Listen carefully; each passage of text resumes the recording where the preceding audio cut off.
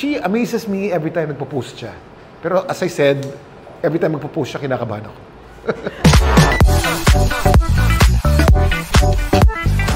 Nakakatuwa si Eman kasi nakapasok naman siya dito sa sarili niya Hindi ko naman siya tinulak, hindi ko siya inirekomenda. Nagulat na lang ako na meron siyang tawag sa Sparkle at nagulat na lang ako na doon siya. At si Eman kasi yung accepted Nepo baby ba? Ang tawag niya sa sarili niya, Nepo baby Ako naman gusto ko sana mag-collab kasama niya. Gusto ko gumawa ng maraming mga content kasama niya. Ayaw niya. Sabi niya, Papa, the reason why they accept me as a Nepo baby because they see that you're not helping me. If you are with me all the time, then I become a regular Nepo baby. May point din. Matalino si Eman Kinakabahan lang ako every time nagpo-post. Hindi ko alam kung anong gagawin Ngayon ko lang nakita gaano ka baliw, pero gaano katalino at gaano katalas ang anak ko. She amazes me every time nagpo-post siya.